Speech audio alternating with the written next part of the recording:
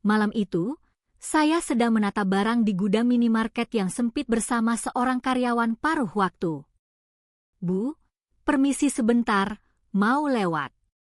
Seketika, sesuatu yang besar dan keras perlahan menyentuh bokong saya saat dia lewat. Terkejut, napas saya tercekat karena sentuhan berat yang belum pernah saya rasakan selama 50 tahun hidup. Apa-apaan ini? Jantung saya berdebar kencang. Itu adalah perasaan aneh dan berbahaya yang belum pernah saya rasakan dari suami saya. Namun, itu hanyalah awal dari hal-hal tak terduga yang akan datang. Dari sentuhan singkat di malam itu, bagaimana hidup seorang wanita berubah total? Dan apa sebenarnya hasrat terpendam di hati saya? Sekarang saya akan menceritakannya kepada Anda. Sebelum kita mulai, jangan lupa subscribe dan like di pojok kanan bawah video ini. Semuanya gratis. Nama saya Ibu Indri. Usia saya 55 tahun. Saya mengelola sebuah minimarket kecil di kompleks perumahan. Setiap hari, 365 hari setahun, saya selalu menjaga kasir. Suami saya, Pak Herman, berubah total setelah pensiun 2 tahun lalu. Sejak pagi ia hanya berbaring di sofa menonton TV, dan saat jam makan siang tiba, ia sudah mengeluarkan botol arak. "Mas, hari ini ngapain saja?" Saat saya pulang kerja, tidak ada sapaan, ia hanya mengepulkan asap rokok. "Mas, mau makan malam?" "Tidak tahu." "Terserah kamu saja." Begitulah percakapan kami. Kami tinggal serumah tapi seperti orang asing. Kadang-kadang, rasanya saya tercekik di samping pria ini. Lalu suatu hari, ada yang lebih sulit dari masalah uang. Sudah hampir 30 tahun menikah, tapi saya belum pernah sekalipun merasakan kepuasan dalam hubungan suami istri. Suami saya kecil, sangat kecil. Ditambah lagi, hanya selesai dalam 1 menit, dan dia tidak peduli bagaimana perasaan saya. Bahkan itu pun jarang terjadi, mungkin setahun sekali, dan seringkali dia menyerah di tengah jalan karena tidak berhasil. "Itu karena kamu seperti patung." Begitulah dia selalu melampiaskan kekesalannya pada saya. Suatu hari saat pulang kerja, saya berdiri memegang pegangan bus, dan tiba-tiba melihat wajah saya di pantulan jendela. Kuyu, tanpa gairah, hanya wajah seorang ibu-ibu yang menua. Sekarang usia 50-an katanya masih prima, tapi apakah hidupku berakhir di sini? Dada saya terasa sesak. Rasanya seperti tercekik. Suatu hari, seorang teman lama, Ibu Rina, menghubungi saya. "Indri, sudah berapa lama kita tidak bertemu? Ayo kita makan-makan." Rina adalah teman sebaya saya yang menikah lagi 5 tahun lalu. Pasangannya adalah seorang pengusaha kaya dan tampan.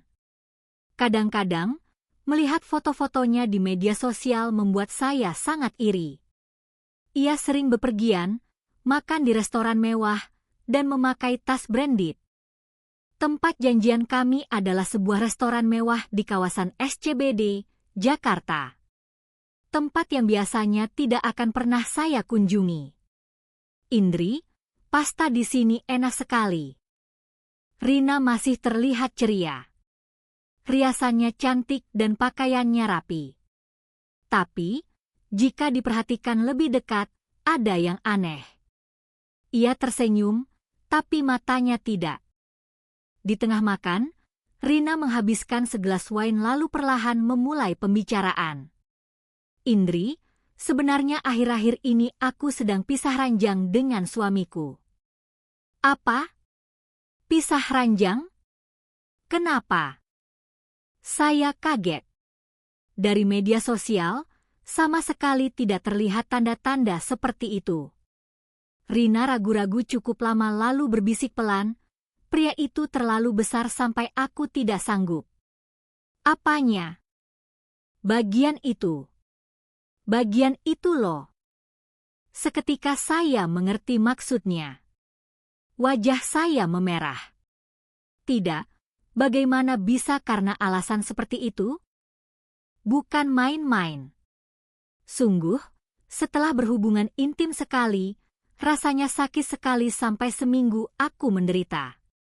Awalnya kupikir enak, tapi sekarang aku takut. Saya merasa tak percaya.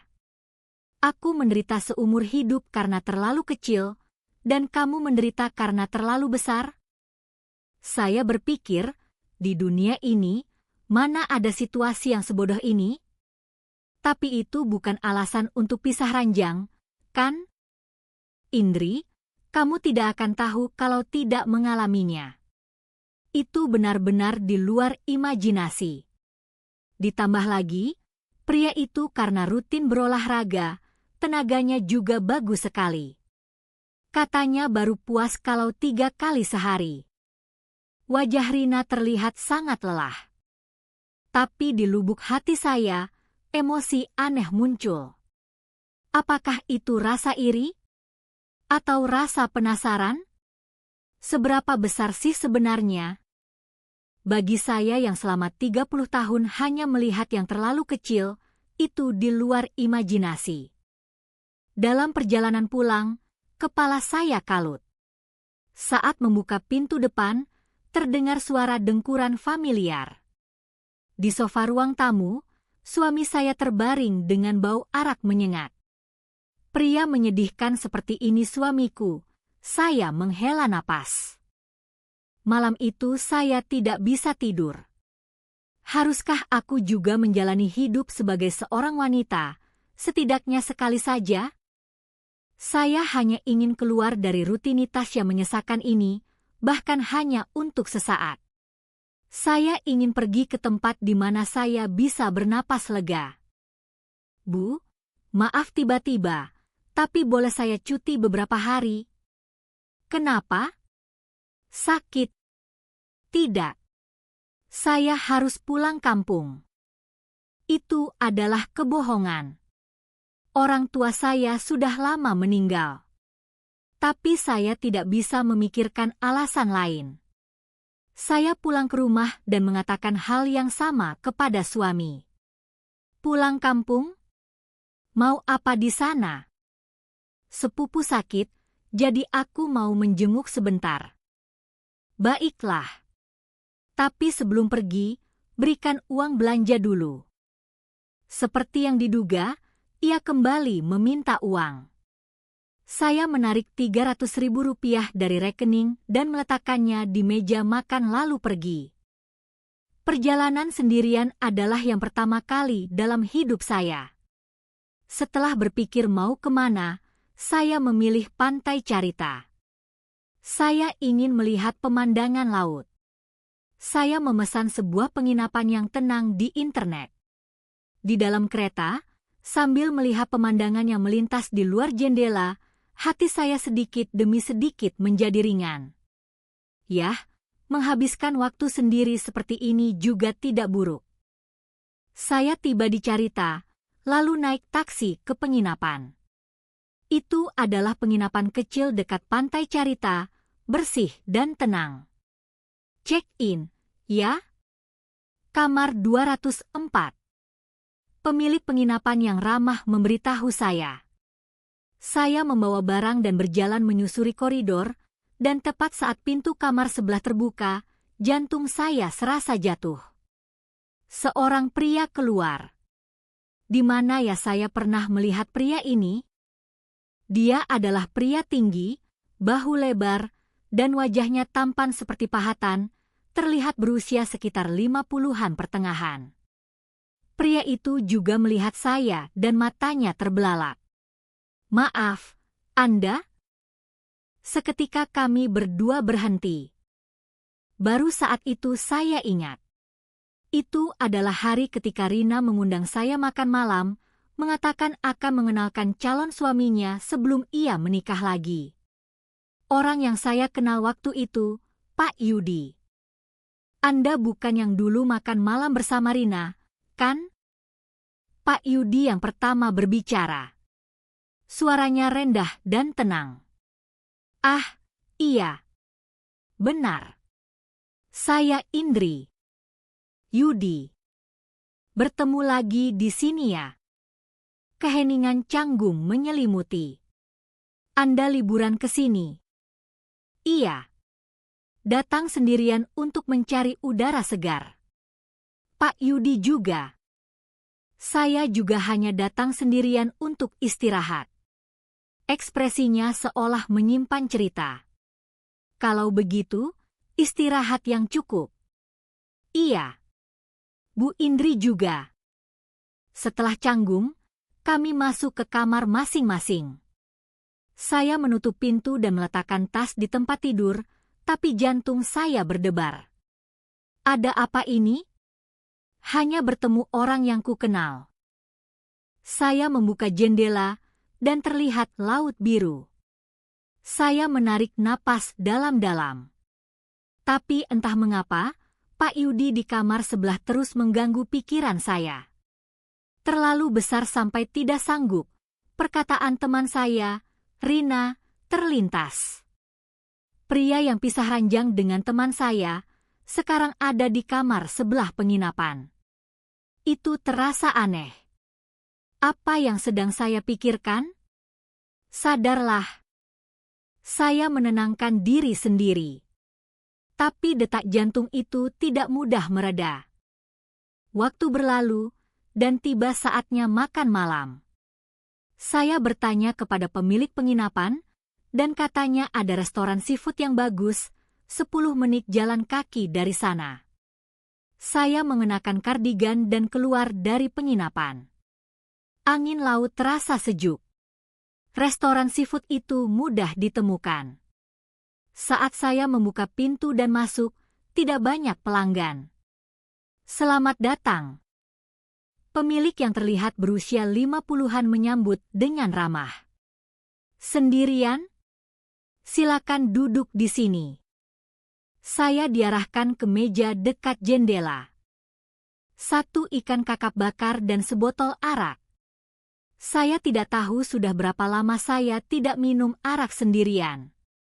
Setelah menikah, saya selalu hanya mendengarkan ocehan suami tentang minum. Saya sendiri tidak pernah minum dengan santai. Ikan bakar datang, dan saya mengisi gelas arak.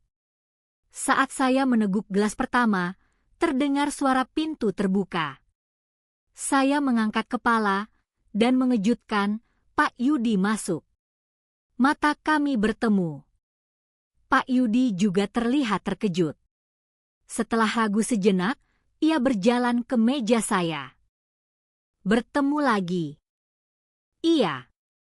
Apakah Anda minum sendirian? Iya. Hanya ingin makan ringan. Pak Yudi bertanya dengan hati-hati. Jika tidak keberatan, bolehkah saya duduk bersama? Saya juga sendirian. Saya ragu sejenak. Tapi karena dia bilang pisah ranjang dengan Rina, saya pikir tidak masalah hanya makan bersama. Iya, silakan duduk. Terima kasih. Begitulah, kami duduk berhadapan di meja yang sama. Awalnya sangat canggung. Kami hanya makan ikan bakar tanpa berkata apa-apa, dan masing-masing menuangkan arak ke gelas sendiri. Tapi setelah 1, 2, 3 gelas arak, suasana sedikit demi sedikit mencair. Pemandangan lautnya indah sekali, Pak Yudi berkata sambil melihat keluar jendela. Iya. Saya juga sudah lama tidak melihat laut. Apakah Anda sering bepergian? Tidak. Ini pertama kalinya saya pergi sendirian. Saya juga pertama kali sendirian. Keheningan kembali menyelimuti. Tapi pengaruh alkohol semakin terasa, dan saya merasa berani. Maaf, boleh saya bertanya sesuatu? Iya. Silakan bertanya apa saja. Saya dengar Anda sedang pisah ranjang dengan Rina. Pak Yudi meletakkan gelas arak dan mengangkat kepala. Pisah ranjang? Rina bilang begitu? Iya. Saya bertemu Rina belum lama ini, dan dia bercerita begitu. Pak Yudi menghela napas pelan. Sepertinya dia berbohong karena malu. Kami sudah bercerai. Apa? Cerai? Saya terkejut. Rina hanya bilang pisah ranjang, tidak bilang cerai. Sudah selesai 6 bulan lalu. Saya pergi tugas keluar kota, lalu pulang lebih awal dari jadwal, dan mendapati dia bersama pria lain di rumah. Ya Tuhan! Rina ternyata tidak tulus sejak awal. Ia hanya menikah lagi demi uang saya. Raut kesedihan terlihat di wajah Pak Yudi. Mabuk semakin parah, dan dari mulut saya keluar perkataan yang lebih berani. Saya tidak tahu apakah boleh mengatakan ini, tapi Rina pernah bilang pada saya. Katanya Pak Yudi terlalu besar sampai tidak sanggup. Setelah selesai bicara, wajah saya memerah. Ah, kenapa aku mengatakan ini? Pak Yudi terdiam sejenak lalu tersenyum pahit. Dia bahkan menceritakan hal itu. Maaf. Saya sepertinya mabuk. Tidak. Memang benar saya jauh lebih besar dari orang lain, tapi ukuran besar tidak selalu berarti baik. Yang penting adalah kecocokan hati. Suaranya serius. Ia hanya mengatakan fakta dengan tenang. Rina memang kesulitan sejak awal. Kami mencoba untuk menyesuaikan diri, tapi dia terus menghindar. Hingga akhirnya, seketika pandangan saya berubah.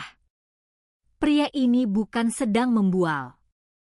Ia sedang mengatakan kebenaran. Ia adalah orang yang mencoba peduli pada pasangannya agar tidak terluka oleh ukurannya yang luar biasa. Bagaimana dengan Bu Indri? Apakah hidup pernikahan Anda bahagia? Pak Yudi bertanya dengan hati-hati. Dada saya sesak mendengar pertanyaan itu. Saya minum arak 1 gelas lagi. Pengaruh alkohol semakin terasa. Bahagia, katamu? Suara saya bergetar. 30 tahun hidup, tapi saya belum pernah bahagia sekalipun. Saya tercekat saat berbicara. Milik suami saya terlalu kecil dan tidak berarti.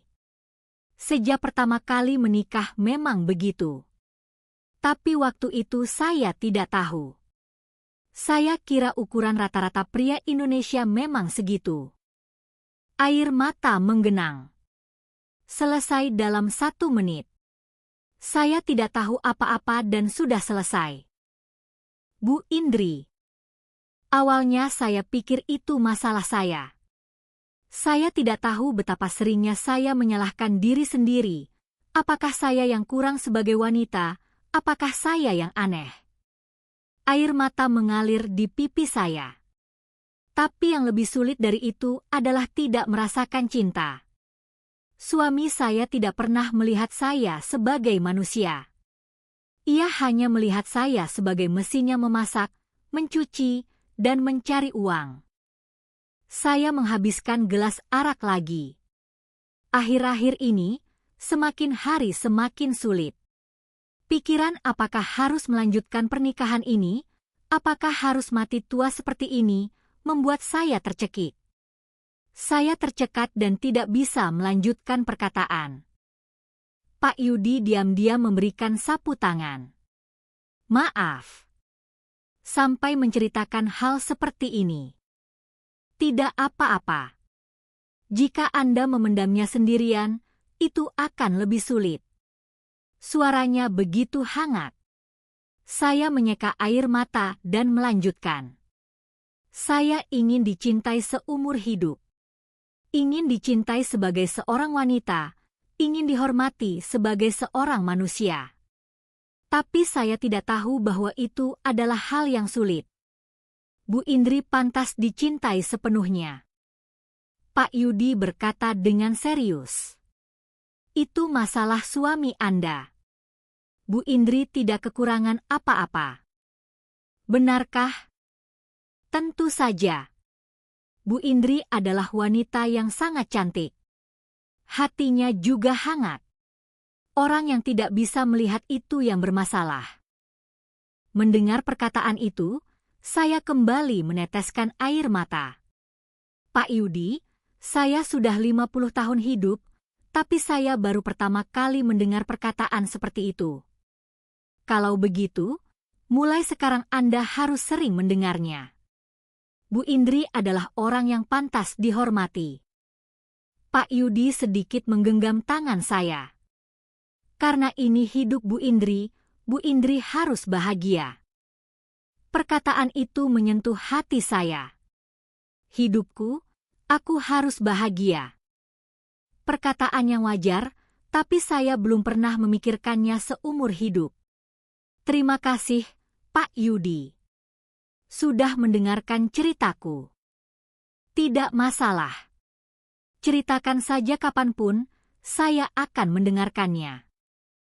Saya minum arak 1 gelas lagi. Kali ini hati saya terasa sedikit lebih ringan. Mata kami bertemu. Dan tatapan itu bertahan lama. Apakah ini kebetulan? Atau takdir? Jantung saya berdebar. Indri. Pak Yudi memanggil nama saya dengan tenang. Ya. Mau berjalan-jalan di pantai bersamaku malam ini? Seketika saya ragu. Tapi entah karena pengaruh alkohol, atau karena saya memang sangat ingin, saya mengangguk. Iya. Baik. Kami membayar dan keluar dari restoran seafood. Pak Yudi secara alami berjalan di depan. Lewat sini ke pantai. Pantai Carita di malam hari memiliki suasana yang sangat berbeda. Suara ombak terdengar lebih jelas dan angin lebih sejuk.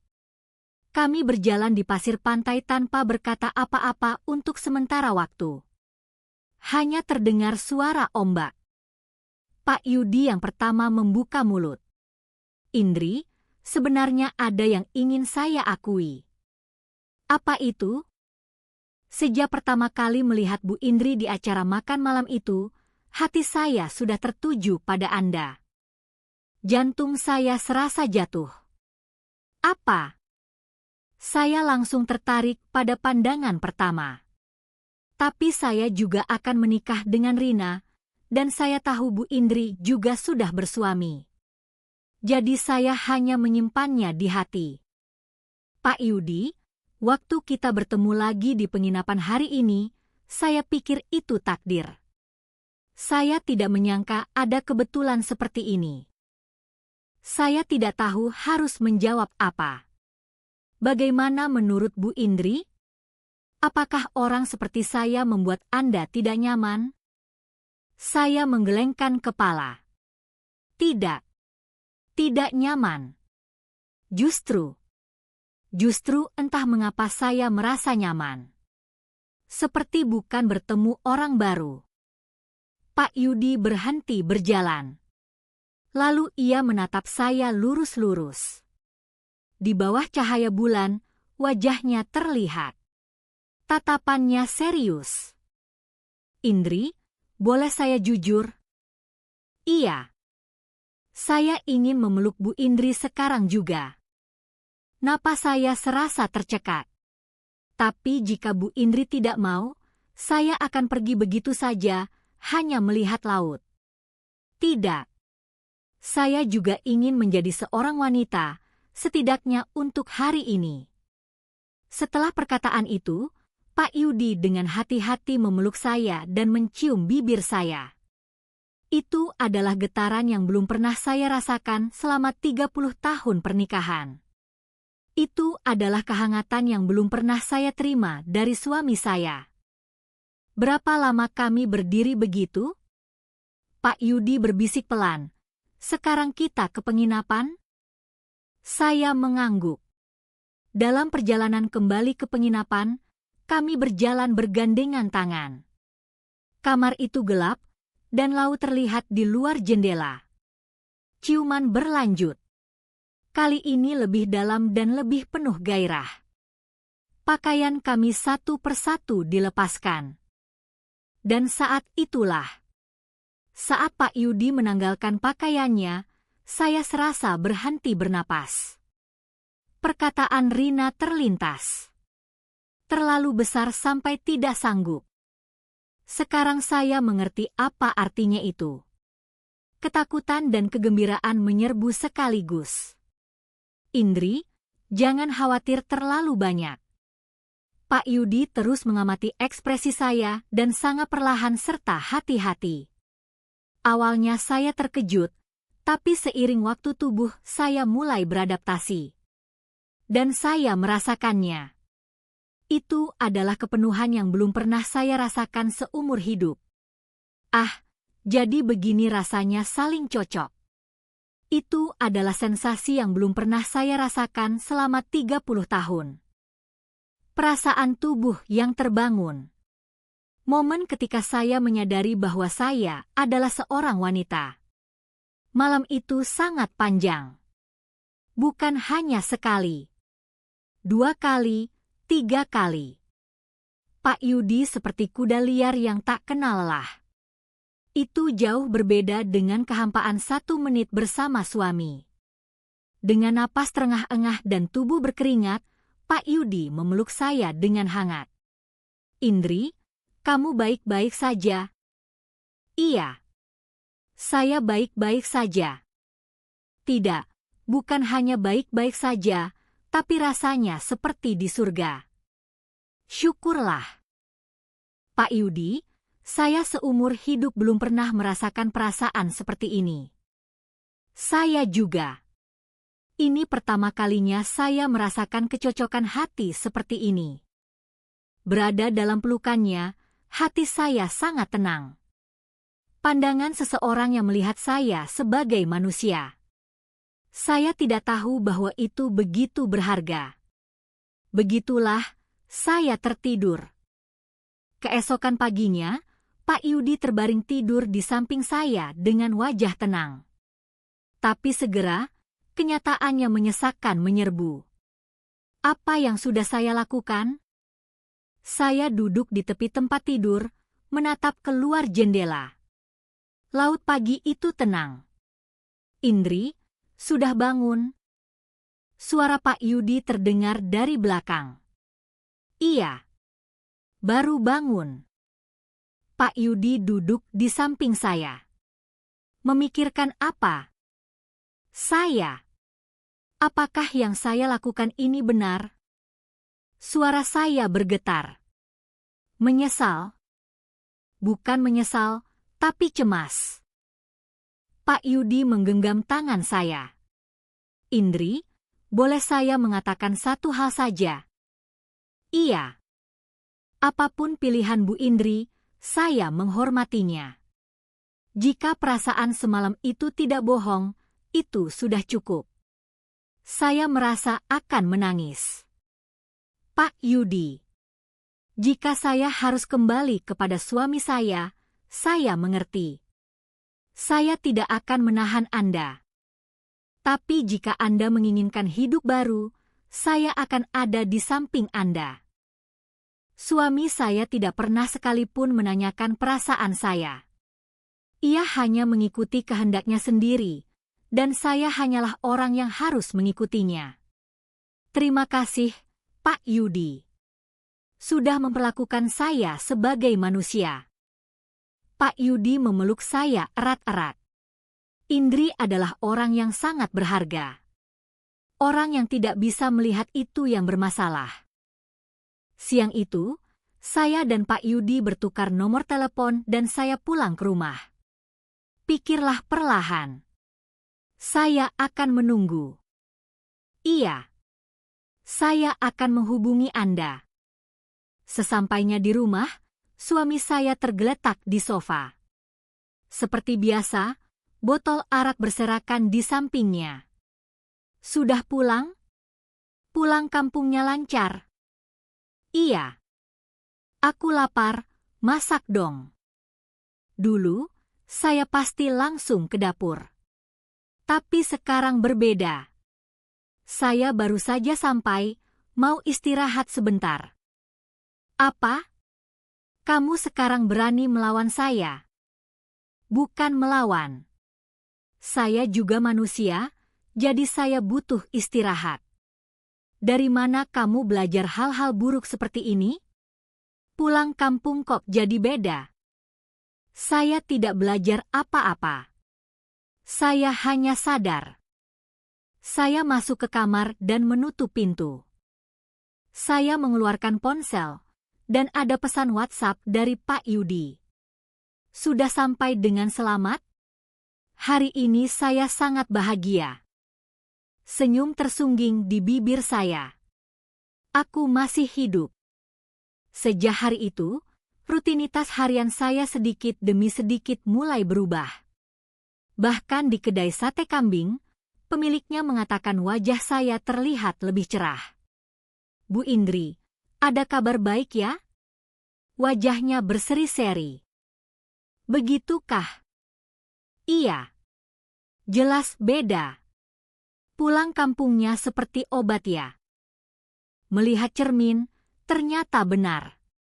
Tatapan saya berbeda. Saya dan Pak Yudi saling berkirim pesan WhatsApp setiap hari. Kadang-kadang juga menelepon. Hari ini tidak terlalu lelah. Tidak apa-apa. Mendengar suara Pak Yudi membuat saya semangat. Saya rindu. Saya juga. Seminggu kemudian, kami bertemu lagi di dekat stasiun Sudirman. Itu adalah sebuah kafe yang tenang. Pak Yudi sudah datang dan menunggu. Begitu kami melihat satu sama lain, senyum merekah. Kami minum kopi dan berbincang berbagai hal. Itu adalah percakapan biasa, tapi terasa menyenangkan. Indri, apakah Anda sudah memutuskan? Apa? Bagaimana Anda akan melanjutkan hidup? Saya menghela napas. Saya ingin bercerai. Tapi tidak mudah. Suami saya pasti tidak akan mau. Kenapa? Karena uang. Dia pikir semua uang yang saya hasilkan bekerja keras itu miliknya. Jika bercerai, kan harus dibagi harta. Dia tidak mau itu. Pak Yudi berkata dengan ekspresi serius. Jika perlu, saya akan memperkenalkan pengacara. Saya kenal orang yang baik. Benarkah? Iya. Hubungi saya kapan saja. Hati saya kembali hangat karena perhatiannya. Terima kasih, Pak Yudi. Rasanya saya hanya menerima dari Pak Yudi. Saya jadi tidak enak. Apa maksud Anda? Justru saya yang bahagia bertemu Bu Indri. Sejak hari itu, kami terus melanjutkan pertemuan rahasia kami. Suatu hari, Pak Yudi memesan kamar hotel. Indri, mau menginap bersamaku malam ini? Iya, tentu. Begitu masuk kamar hotel, Pak Yudi langsung memeluk saya. Saya merindukanmu. Saya juga. Malam itu juga panas seperti malam di Carita. Pak Yudi masih peduli pada saya, dan saya masih merasakan kepenuhan. Ini cinta yang normal. Saya semakin tidak ingin pulang ke rumah. Melihat suami berada di ruangan yang sama dengannya, semakin sulit saya tahan. Suatu malam, saya pulang kerja dan masuk ke rumah, dan suami saya menatap saya dengan tatapan aneh. Kamu akhir-akhir ini keluyuran di luar ngapain? Apa maksudmu? Kerja, kan? Cuma kerja? Tidak melakukan hal lain. Jantung saya berdebar. Apa maksudmu? Suami saya tiba-tiba mengangkat ponsel saya. Ini apa? Itu ponselku. Kenapa kamu melihatnya sembarangan? Sembarangan? Aku kan suamimu, apa yang tidak boleh kulihat? Suami saya mulai melihat daftar panggilan di ponsel. Pak Yudi, berengsek ini siapa? Wajah saya pucat pasi. Hanya kenalan. Kenalan? Mengirim pesan WhatsApp, aku rindu, kekenalan? Saya tidak bisa berkata apa-apa menghadapi pertanyaan suami. Suami saya yang marah membanting ponsel. Terdengar suara layar retak saat jatuh ke lantai. Dasar jalang. Beraninya selingkuh dengan pria lain setelah 30 tahun hidup bersamaku? Apa? 30 tahun? Selama 30 tahun itu, apa yang sudah kamu berikan padaku? Akhirnya perkataan itu keluar dari mulut saya. Apakah kamu pernah sekali saja memperlakukan saya dengan benar? Setiap hari hanya minum arak dan meminta uang, apakah kamu pernah memperlakukan saya sebagai manusia? Apa? Aku yang menghidupimu. Menghidupi apa? Uang pensiun habis karena investasi bodong, dan sekarang kita hidup dari uang hasil kerjaku. Wajah suami saya memerah. Melihatmu terus-menerus, aku tidak bisa menahan diri. Ia mengangkat tangannya. Pukul saja. Kalau memukul, aku akan langsung panggil polisi. Suami saya menurunkan tangannya. Tapi tatapannya masih menakutkan. Baik. Cerai. Iya, cerai. Tapi kamu tidak akan dapat uangku sepeser pun. Uangmu? Bagaimana bisa itu uangmu? Berisik. Pokoknya kamu tidak akan dapat sepeser pun. Suami saya masuk ke kamar dan membanting pintu. Saya terduduk di lantai. Saya mengambil ponsel yang retak. Untungnya masih berfungsi. Saya menelepon Pak Yudi. Indri, Rio. Gawat. Ada apa? Suamiku sudah tahu. Dia melihat semua pesan WhatsApp dan riwayat panggilan. Anda baik-baik saja sekarang? Tidak ada yang terluka. Iya, saya baik-baik saja. Saya akan langsung ke sana. Anda di mana? Tidak. Jangan datang. Nanti malah jadi lebih rumit. Tapi besok kita bertemu. Sekarang saya ingin sendirian. Saya menutup telepon. Malam itu saya tidak bisa tidur. Dari kamar terdengar suara suami saya minum arak. Suara botol diletakkan di lantai, suara umpatan terus terdengar. Keesokan paginya, saya keluar rumah lebih awal dan pergi menemui Pak Yudi. Pak Yudi yang menunggu di kafe terkejut begitu melihat wajah saya. Indri, kenapa wajahmu begitu? Semalam tidak tidur. Iya. Tidak tidur sama sekali. Suamimu bilang apa? Dia bilang mau cerai. Tapi tidak akan memberikan harta sepeser pun. Pak Yudi menggenggam tangan saya. Jangan khawatir. Saya akan mencarikan pengacara. Anda bisa mendapatkan hak Anda.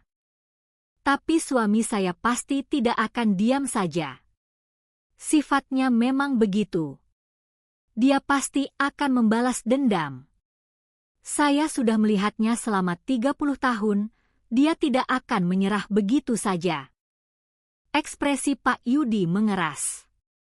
Kalau begitu, kita harus lebih berhati-hati. Jika terjadi situasi berbahaya, saya akan segera datang. Terima kasih, Pak Yudi. Beberapa hari berlalu. Suami saya sepenuhnya mengabaikan saya. Tidak berbicara, makan terpisah. Suatu malam, saya membuka pintu depan dan merasakan aura aneh. Lampu ruang tamu menyala, dan terdengar suara asing. "Aduh, Bu sudah datang?" Itu bukan suara suami saya. Saat saya masuk ke ruang tamu, saya hampir saja pingsan. Di samping suami saya, duduk dua pria asing dengan wajah sangar dan lengan penuh tato. Mereka bukan orang biasa.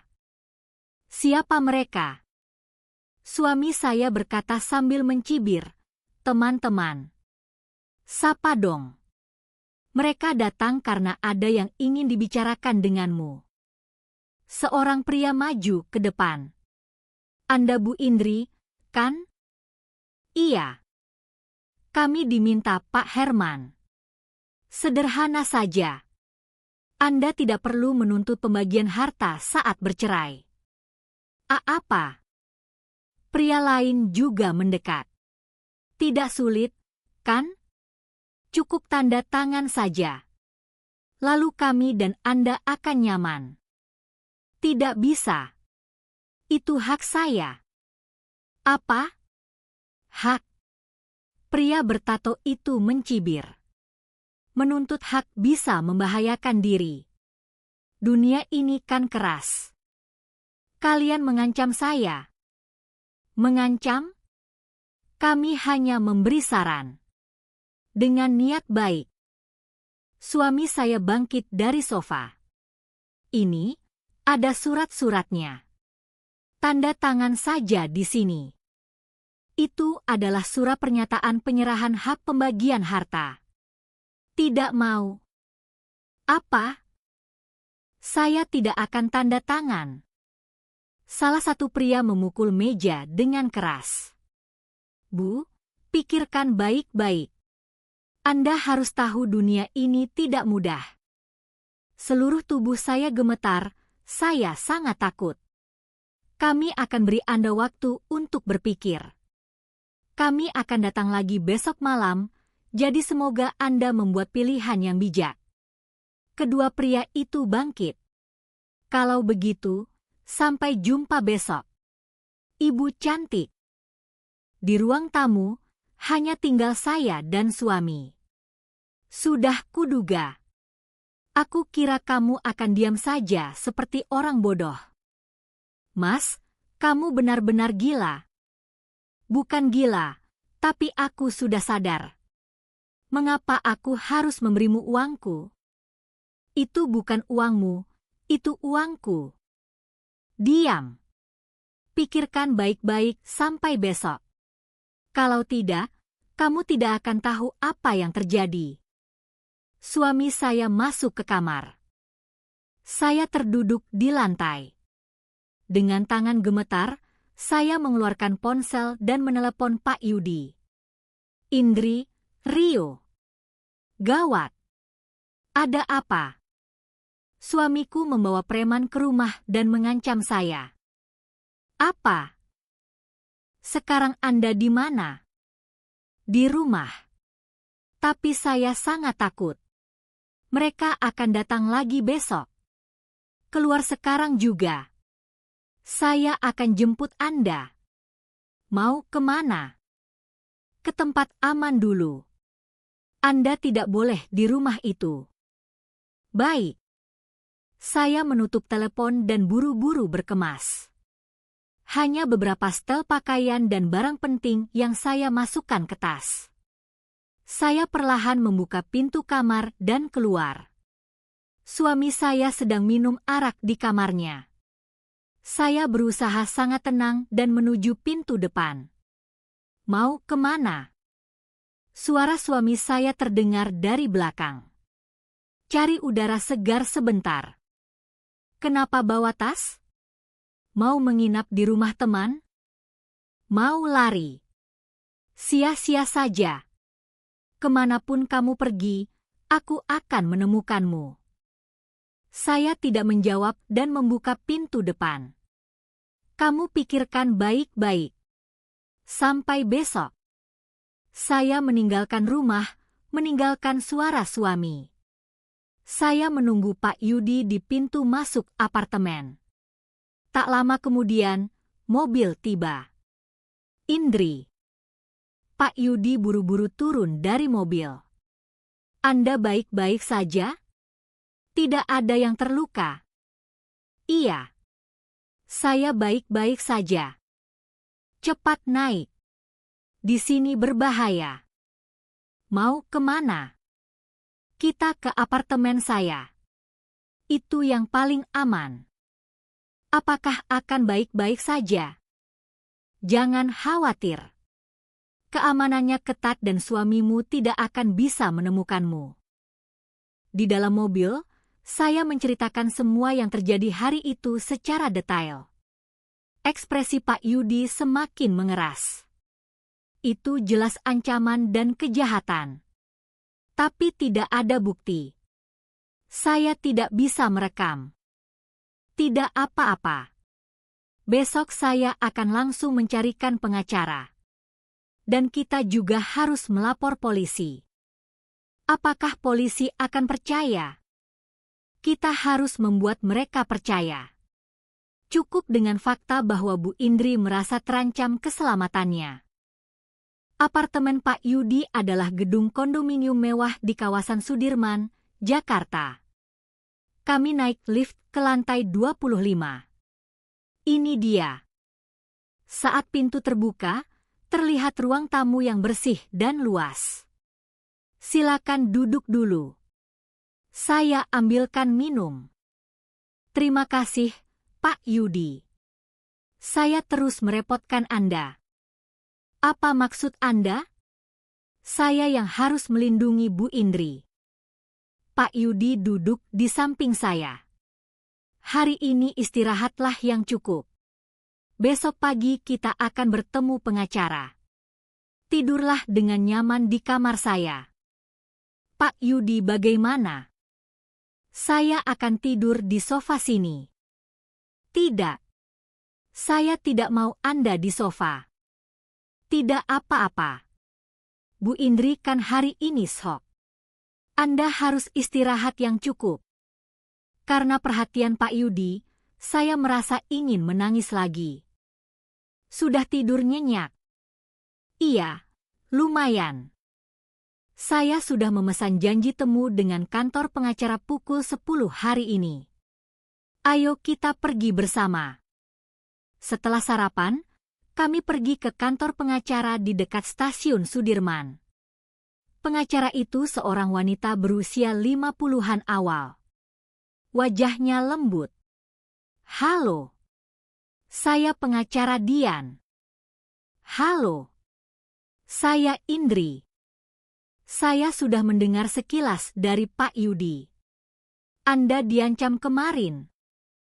Saya menceritakan semua yang terjadi kemarin dari awal sampai akhir. Pengacara itu mengangguk sambil mencatat. Itu jelas ancaman. Ditambah lagi, bisa jadi ada unsur penyekapan ilegal. Sungguh, suami Anda menyewa preman untuk mengancam Anda, kan?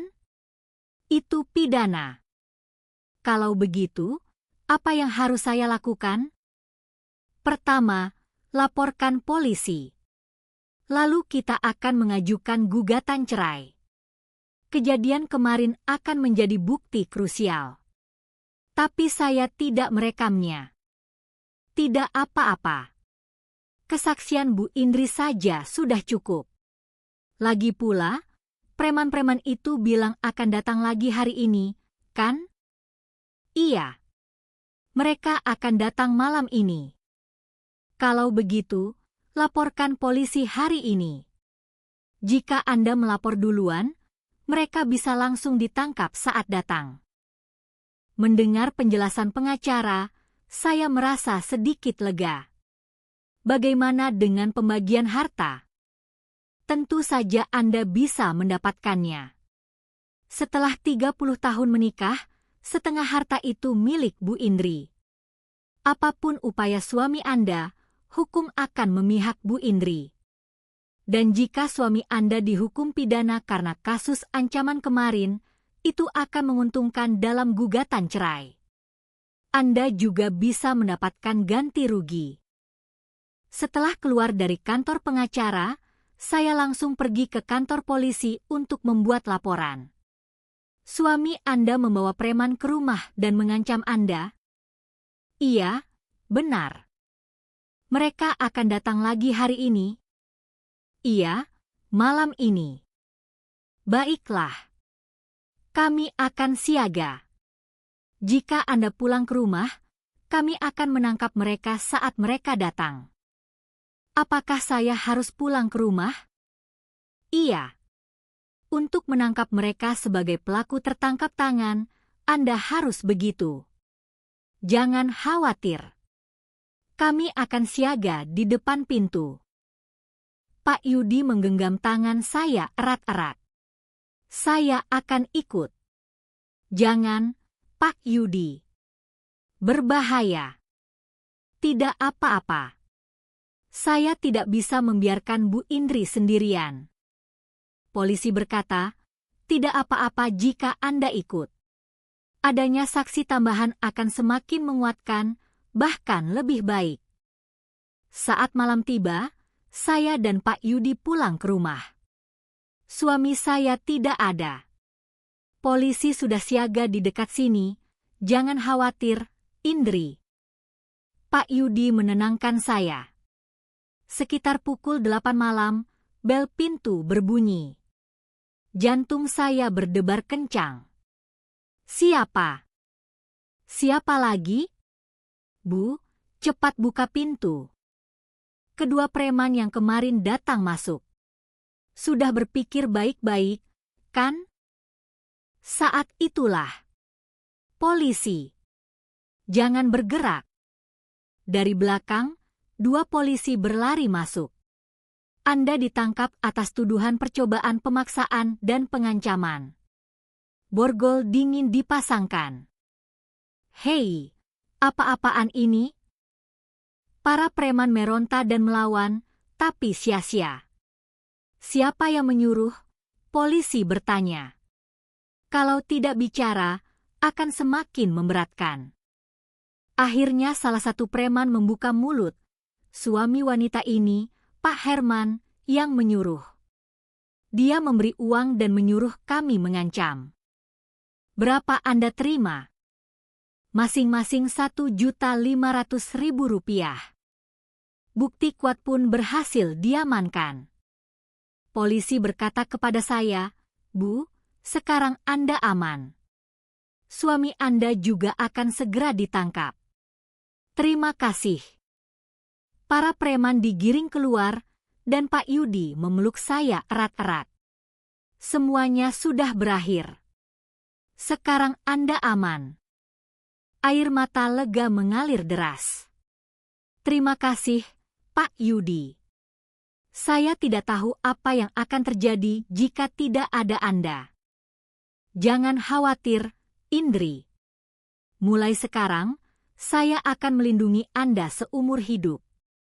Beberapa hari kemudian, saya menerima kabar bahwa suami saya telah ditangkap. Ia dituduh atas percobaan pemaksaan dan percobaan penyekapan ilegal. Sekarang kita akan melanjutkan gugatan cerai secara resmi, kata pengacara Dian. Karena kejahatan yang dilakukan suami Anda, gugatan ini akan sangat menguntungkan Bu Indri. Selain pembagian harta, Anda juga bisa mendapatkan ganti rugi. Benarkah? Iya, pasti. Gugatan berjalan lebih cepat dari yang diperkirakan. Suami saya tidak bisa menyewa pengacara yang layak, dan ia sudah menjadi kriminal karena kasus ancaman. Di pengadilan, saya melihat suami saya dalam kondisi menyedihkan dengan borgol. Indri, tolong maafkan aku. Aku salah. Baru sekarang? Sudah terlambat, Mas.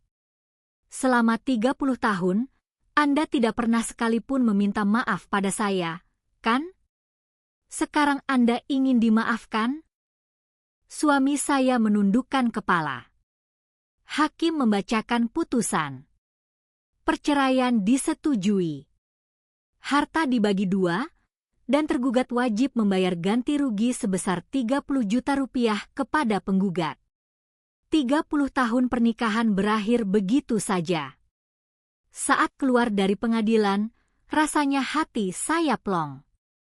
Selamat, Indri. Pak Yudi berkata sambil tersenyum.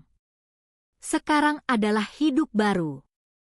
Iya, benar sekali.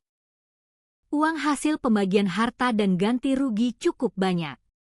Indri, apa yang ingin Anda lakukan selanjutnya? Pak Yudi bertanya. Entahlah. Saya belum memikirkannya. Bagaimana kalau kita coba sesuatu bersama? Apa? Saya punya sedikit tanah di Carita. Bagaimana kalau kita membangun kafe kecil di sana? Kafe? Iya. Kafe brunch dengan pemandangan laut. Saya ingin melakukannya bersama Indri. Jantung saya berdebar. Benarkah boleh? Tentu saja. Ayo kita mulai awal yang baru bersama. Baik. Kita lakukan. Beberapa bulan berlalu. Sebuah kafe brunch kecil dekat pantai Carita pun dibuka. Saya berdiri di konter, dan di belakang, Pak Yudi sedang membuat kopi. Pelanggan, pesanan iced latte Anda sudah siap. Terima kasih. Pemandangannya indah sekali di sini. Iya, kan? Kami juga suka pemandangan ini, makanya kami buka di sini. Pelanggan satu persatu berdatangan. Melihat mereka minum kopi, makan brunch sambil melihat laut, dan terlihat bahagia, saya merasa bangga. Indri, hari ini banyak pelanggannya. Iya, Pak Yudi. Pak Yudi merangkul bahu saya. Bahagia. Iya, sangat bahagia. Saya tidak menyangka bisa sebahagia ini. Saya juga. Itu adalah hidup yang tidak pernah saya bayangkan jika saya adalah diri saya yang dulu. Selama 50 tahun hidup, saya untuk pertama kalinya tahu apa itu cinta sejati dan kebahagiaan sebagai seorang wanita. Dan yang terpenting, saya menyadari bahwa sayalah tokoh utama dalam hidup saya. Saya tidak merasa terlambat. Karena inilah awal hidup saya yang sesungguhnya. Malam pun tiba. Pelanggan terakhir keluar dan kami menutup pintu. Hari ini kerja keras ya, kata Pak Yudi. Pak Yudi juga. Mau makan malam? Tentu. Kami bergandengan tangan keluar dari kafe. Saat berjalan di pantai, Pak Yudi berkata, Indri, maukah Anda menikah denganku? Seketika saya berhenti berjalan. Apa? Saya melamar Anda secara resmi. Maukah Anda menikah denganku? Jantung saya berdebar kencang. Wanita seperti saya yang sudah bercerai, tidak apa-apa. Apa pentingnya itu? Yang saya cintai adalah Indri yang sekarang. Usia dan masa lalu tidak penting. Air mata saya menetes. Iya, saya mau menikah. Pak Yudi memeluk saya erat-erat dan mencium saya. Suara ombak seolah memberkati kami berdua. Para pembaca, pelajaran terbesar yang saya dapatkan adalah bahwa cinta sejati tidak mengenal usia. Kelayakan untuk dicintai masih ada pada siapapun. Jangan menyerah karena merasa terlambat. Keberanian untuk memulai lagi akan menulis ulang hidup kita. Saya berpikir sambil melihat laut. Sekarang hidup saya yang sesungguhnya dimulai. Saya menggenggam tangan Pak Yudi erat-erat. Terasa kehangatan dari tangannya. Saya tidak lagi kesepian. Saya tidak lagi tidak bahagia. Begitulah, kami berjalan di pantai, memimpikan masa depan yang baru. Saling bergandengan tangan. Terima kasih sudah menonton.